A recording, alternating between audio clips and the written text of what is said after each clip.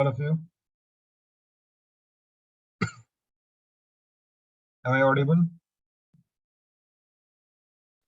Yes, sir. Okay, so आज का जो हमारा टॉपिक है वो है सोशल मूवमेंट्स, सामाजिक आंदोलन। सामाजिक आंदोलन क्या होते हैं, क्यों होते हैं, कारक क्या क्या होते हैं इसके, what are the factors which lead to social movement, what are the responses of the government towards these social movement, सरकार या सत्ता का प्रतिक्रिया किस प्रकार से होता है सामाजिक आंदोलनों के प्रति, और सामाजिक आंदोलन कितने प्रकार के होते हैं। So let us try to understand कि व्हाट आर सोशल मूवमेंट्स, सामाजिक आंदोलन होते क्या है।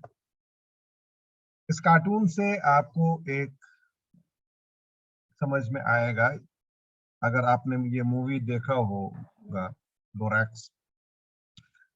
लोरेक्स जो है वो क्या कर रहा था कि जो लोग पेड़ काट रहे थे उनका विरोध कर रहा था। एक कार्टून मूवी थी बच्चों के लिए, कंप्लीट मूवी तो हमने भी नहीं देखा था, लेकिन जस्ट पासिंग इसमें ग्लांस में व्हाट आई सॉ, लोरेक्स जो है वो चिंतित था कि उद्योगपति एक व्यक्ति, एक अमीर व्यक्ति जो है जंगलों को काट रहा था और उन जंगलों को काट करके कमोडिटीज बनाता था, वस्तुओं को का निर्माण करता था, और इसका विरोध इसने शुरू किया। Unless someone like you cares a whole of it, or nothing is going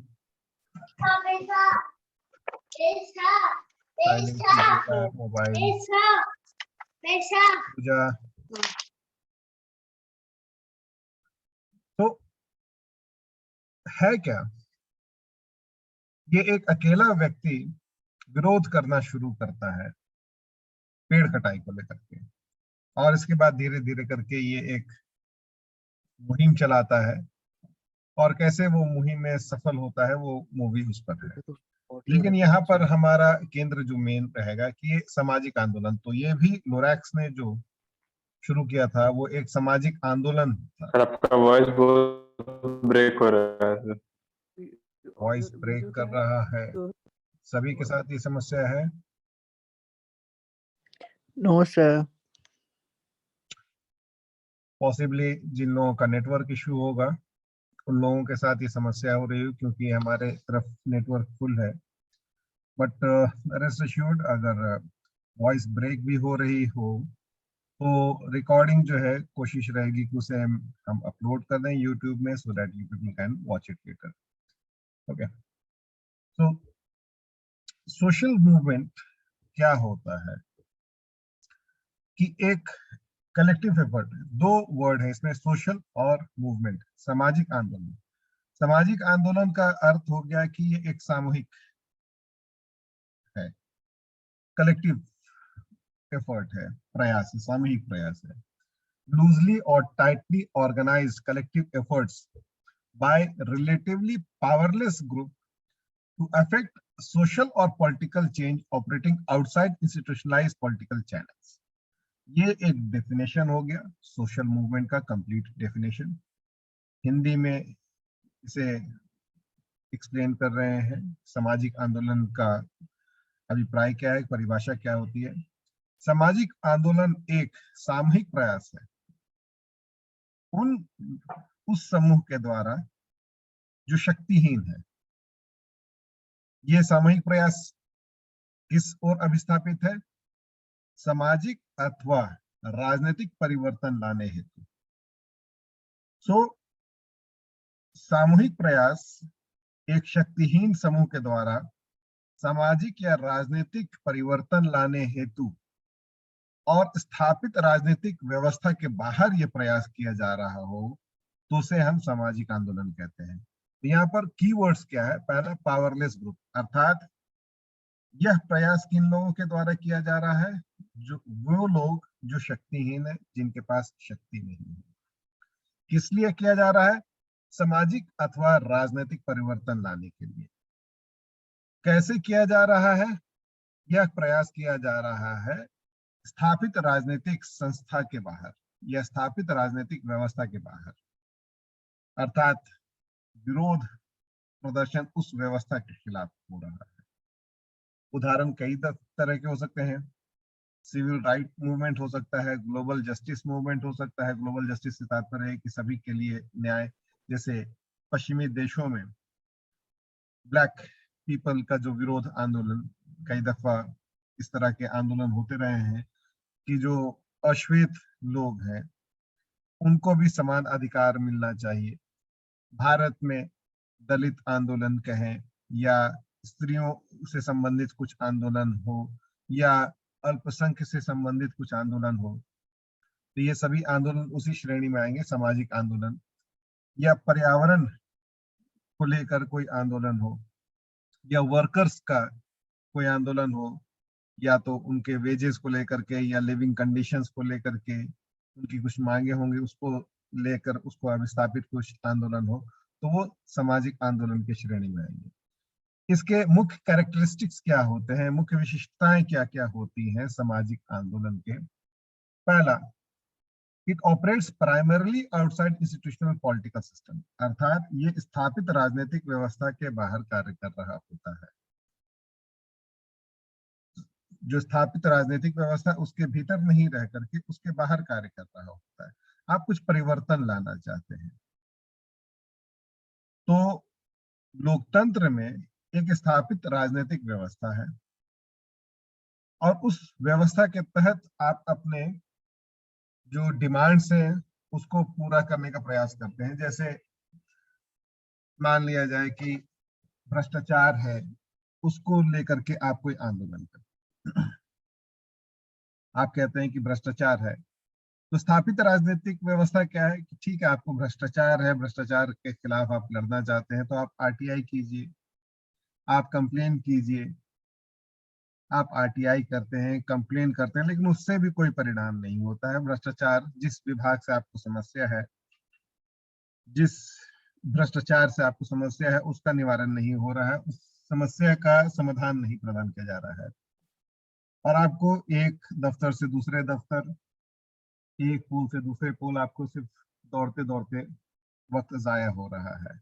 तब आप हताश होकर क्या करेंगे कि आप स्थापित राजनीतिक व्यवस्था जो है, स्थापित राजनीतिक व्यवस्था की संस्था का तरीके से आप अपना कंप्लेन कीजिए, शिकायत कीजिए, कोर्ट जाइए, आरटीआई कीजिए,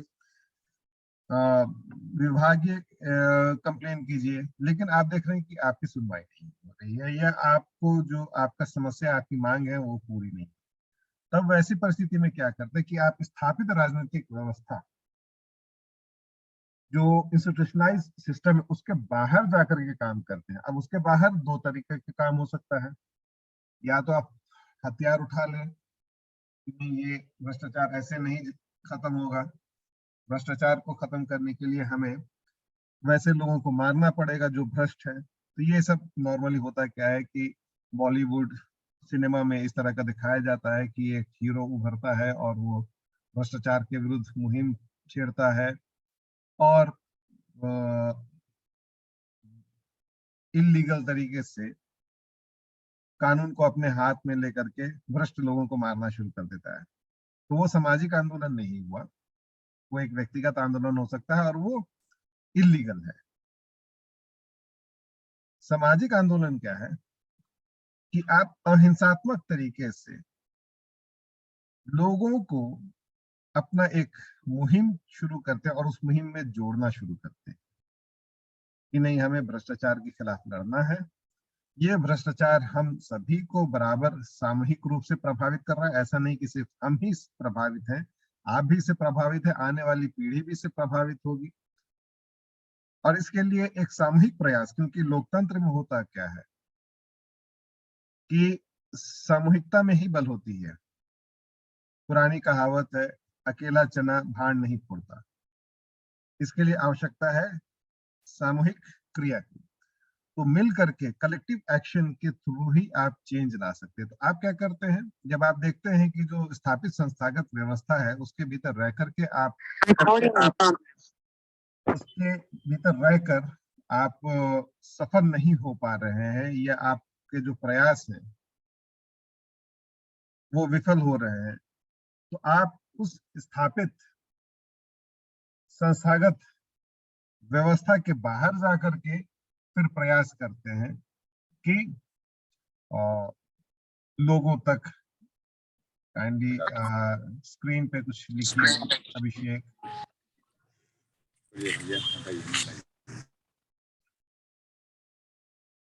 क्लास के बीच में डिस्टरबेंस होती है, या आप अपने स्पीकर को म्यूट रखें और स्क्रीन शेयरिंग ऑन नहीं करें। Thank you. सो जो स्थापित राजनीतिक व्यवस्था है उसके बाहर रह करके आप कार्य करना शुरू करते हैं, तब वो सबसे पहला कैरेक्टरिस्टिक होता है सामाजिक आंदोलन का यही कि it operates primarily outside the institutional political system. स्थापित राजनीतिक व्यवस्था के बाहर ये कार्य करता है। दूसरी खासियत, it arise due to a group's exclusion from normal institutional political channel.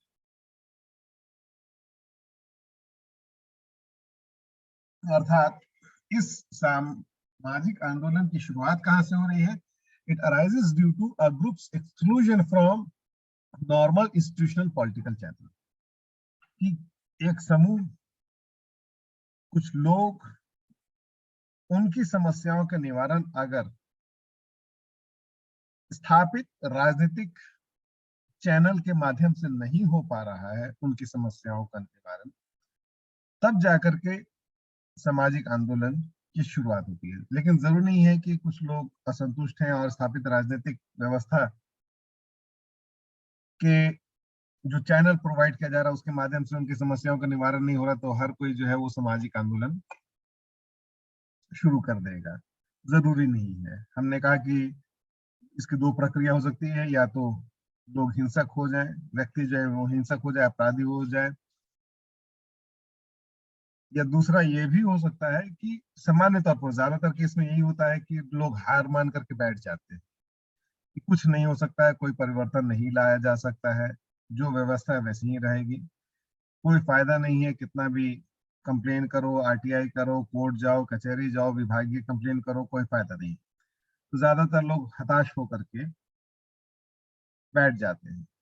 तीसरी प्रतिक्रिया क्या हो सकती है कि वैसे लोग जिनमें नेतृत्व की क्षमता है वो लोग उठ खड़े होते हैं इस व्यवस्था के खिलाफ, और वो स्थापित राजनीतिक व्यवस्था के बाहर जाकर के फिर विरोध आंदोलन वगैरह शुरू करते हैं, लोगों को जुटाना शुरू करते हैं, मुहिम चलाना शुरू करते हैं, और इसके परिणाम स्वरूप फिर जाकर के ये एक सामाजिक आंदोलन का सृजन होता है या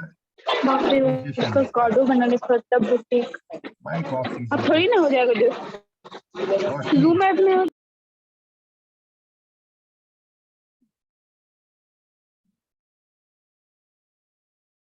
मुझे सभी को म्यूट करना पड़ेगा, अदरवाइज बार बार आप लोगों के तरफ से डिस्टरबेंस हो रही है। नेक्स्ट,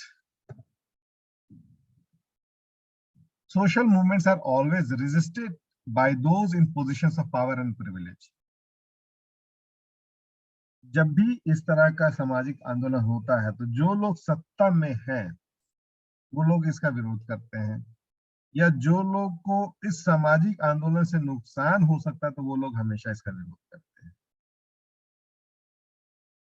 ठीक है, तो विरोध या तो जो सत्ता में है वो भी कर सकते हैं, या फिर जिनको इससे नुकसान हो रहा है वो कर सकते हैं, क्योंकि सामाजिक परिवर्तन किस ओर अभिस्थापित होता है? What is the orientation of any social movement? It is directed towards any change. कोई परिवर्तन लाना चाह रहा है ये सामाजिक आंदोलन, और उस परिवर्तन के परिणाम स्वरूप अगर कोई वर्ग नेगेटिवली अफेक्टेड होता है, कहें कि नकारात्मक रूप से प्रभावित होता है, तो वैसे में वो वर्ग, वो समूह फिर उसका विरोध करेगा। उदाहरण के तौर पर आजादी के बाद हिंदू कोड बिल पर चर्चा हो रही थी और उसमें हिंदू स्त्रियों को संपत्ति पर अधिकार देने की बात हो रही थी। इसका काफी विरोध होना शुरू हुआ। उस समय जब ये डिबेट चल रहा था तो पार्लियामेंट दो गुट में बट गया था। एक गुट का कहना था कि हाँ ये अधिकार मिलना चाहिए, हिंदू स्त्रियों को संपत्ति में अधिकार मिलना चाहिए, पुनर्विवाह, विधवा अगर हो गई है तो पुनर्विवाह करने का अधिकार मिलना चाहिए। तो ऐसे बहुत सारे 4 बिल्स पर चर्चा हो रही थी और उसका काफी कड़ा विरोध हो रहा था। तो विरोध स्वाभाविक है कि कौन करेंगे, इट इज बट नेचुरल कि पुरुष करेंगे, क्योंकि संपत्ति में हिस्सा स्त्रियों को देने से तात्पर्य कि संपत्ति में उनको पहले हिस्सा नहीं मिलता था। किसको मिलता था? मेल मेंबर्स को मिलता था। तो अगर ये चेंज लाया जाएगा, परिवर्तन लाया जाएगा, संपत्ति में हिस्सा दिया जाएगा, वैसे में किसको नेगेटिवली अफेक्टेड होंगे? मेल मेंबर्स होंगे। बहुत सारे मेल में जो पॉलिटिशियंस थे उन लोगों ने विरोध किया, जैसे सरदार पटेल, राजेंद्र प्रसाद, इन लोगों ने भी विरोध किया। इनका भी यही कहना था कि इस तरह का परिवर्तन नहीं लाना चाहिए या इस तरह से स्त्रियों को संपत्ति में अधिकार नहीं देना चाहिए। भीमराव अंबेडकर का कहना था कि संपत्ति में अधिकार दिया जाना चाहिए, स्त्रियों को भी उनका जायज हक है। और इसको लेकर काफी विवाद हुआ, अंततः फिर जाकर के बिल पास हुआ। तो विरोध हमेशा उनके द्वारा होगा जिनको उस परिवर्तन के जरिए नुकसान हो रहा है। इट इज नेचुरल कि उनको अगर नुकसान हो रहा है तो वो उसका विरोध करेंगे। आज अगर उदाहरण के तौर पर अगर बात होती है रिजर्वेशन की और उसको लेकर के विरोध आंदोलन शुरू हुआ था, मंडल कमीशन वगैरह हुआ था, लोग डिमांड करना शुरू किए थे कि ओबीसी रिजर्वेशन दिया जाए, तो स्वाभाविक है कि विरोध किनके द्वारा होगा? उन लोगों के द्वारा जिनको इससे नुकसान होगा। तो ये आंदोलन जरूरी नहीं कि केवल सत्ता के द्वारा ही इसका विरोध हो, उस वर्ग के द्वारा भी उसका विरोध होगा जिससे कि उस आंदोलन से उसको नुकसान हो रहा हो। ज्यादातर जो सामाजिक आंदोलन होते हैं वो व्यवस्था के खिलाफ होते हैं, तो इस कारण से सत्ता में जो लोग हैं वो उसका विरोध करते हैं, उसको दबाने का प्रयास करते हैं। लेकिन जरूरी नहीं कि हमेशा सत्ता में जो लोग हैं, जो पार्टी है, वही उसका विरोध करे। वो वर्ग भी विरोध करेगी जो उससे नकारात्मक रूप से प्रभावित हो रहा हो। तो तीसरा कैरेक्टरिस्टिक सामाजिक आंदोलन का यह है कि इसका विरोध होता है, और विरोध किनके द्वारा होता है? या तो जो सत्ता में है उनके द्वारा होगा, या फिर उन वर्ग के द्वारा जो अब उस समय तक उस प्रिविलेज का, उस विशेषाधिकार का इस्तेमाल कर रहे थे और फायदा उठा रहे थे, और उनको उस सामाजिक आंदोलन से डर है कि वो प्रिविलेज, वो उनका विशेषाधिकार जो है वो खत्म हो जाएगा, चला जाएगा। पश्चिमी देशों में जब महिलाओं को वोट देने की बात हुई, महिलाओं को पहले अधिकार नहीं था, जब लोकतंत्र नया नया स्थापित हुआ तो कई देशों में महिलाओं को वोट देने का अधिकार नहीं था।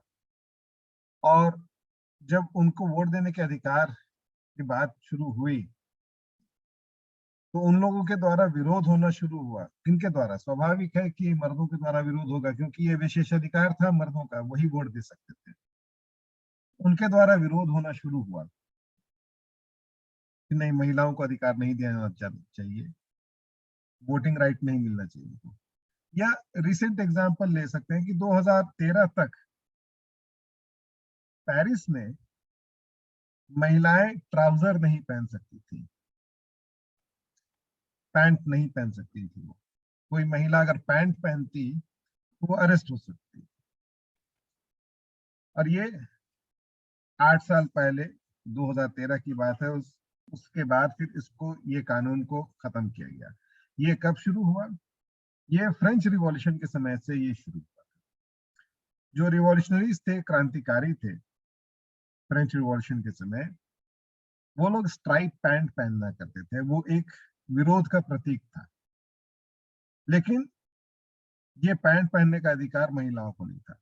और उसके बाद से ये जो कानून बना, तो समझ सकते हैं कि आप कितने साल तक ये कानून रहा कि महिलाएं पैंट नहीं पहन सकती थी। स्कर्ट पहन सकती थी लेकिन पैंट नहीं पहन सकती थी। पैंट पहनने के जुर्म में उनको जेल हो सकती थी। इसका विरोध हुआ क्योंकि ये ढकेलुसी ख्याल है या कानून था, और कब ये खत्म किया गया? 2013। क्यों हुआ? क्योंकि महिला संगठनों ने इसका विरोध करना शुरू किया कि महिला आज की डेट में कंधे से कंधा मिला करके वो पुरुषों के साथ चल रही है और उनको पैंट पहनने का अधिकार नहीं है। ये कौन सा बेतुका कानून है? विरोध हुआ और उसके बाद 2013 में इस कानून को वापस लिया गया। ऐसे बहुत सारे कानून है। जब आप संविधान पढ़ेंगे, कानून की किताब पढ़ेंगे, तो बहुत सारे अंग्रेज काल के कानून हैं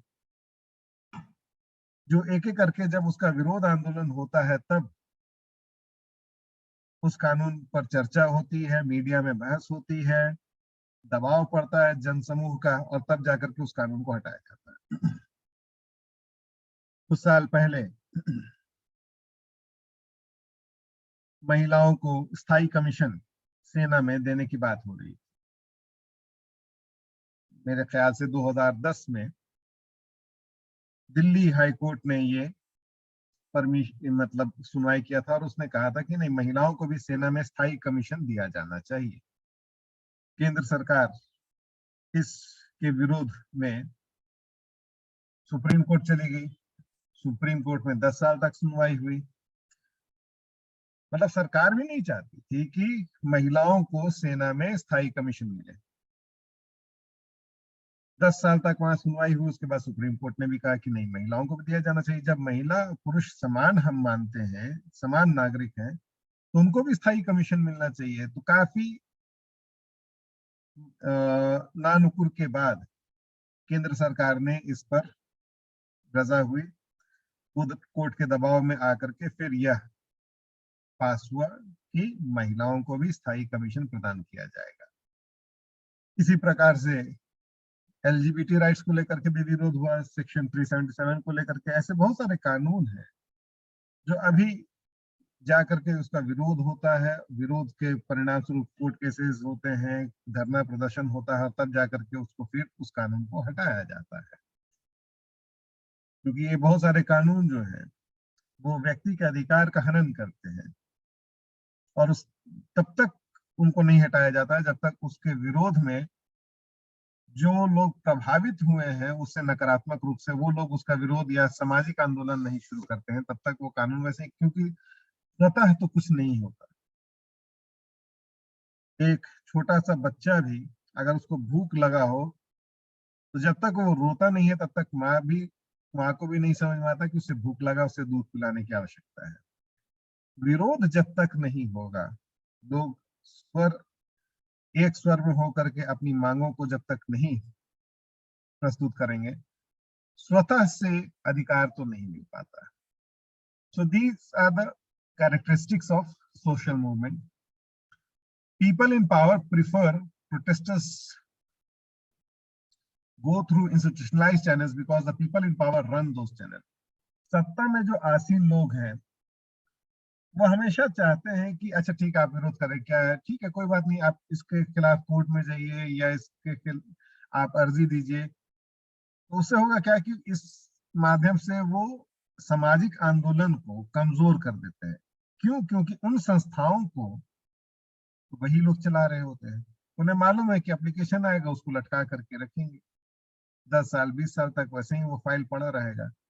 सामाजिक आंदोलन से वो डरते हैं क्योंकि उससे होगा क्या कि लोकतंत्र में जब सामाजिक आंदोलन मजबूत होने लगेगा, लोग एक स्वर में उठ करके वो डिमांड करना शुरू करेंगे तो उनके ऊपर दबाव बनेगा।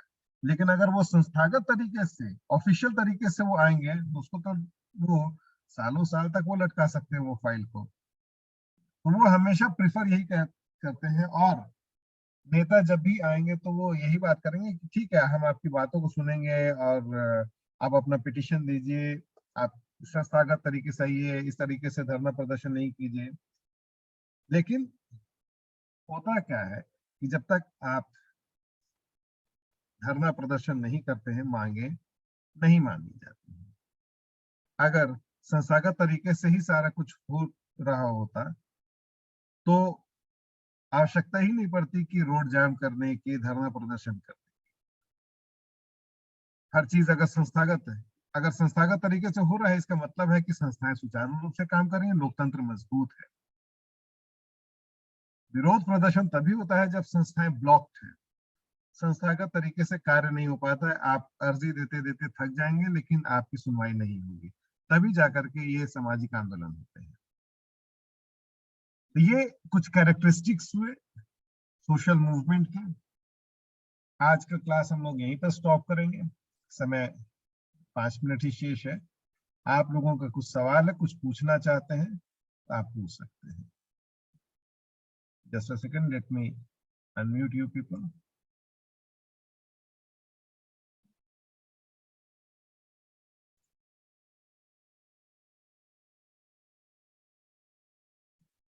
ओके, आपका कुछ सवाल है, कुछ पूछना है तो आप पूछिए।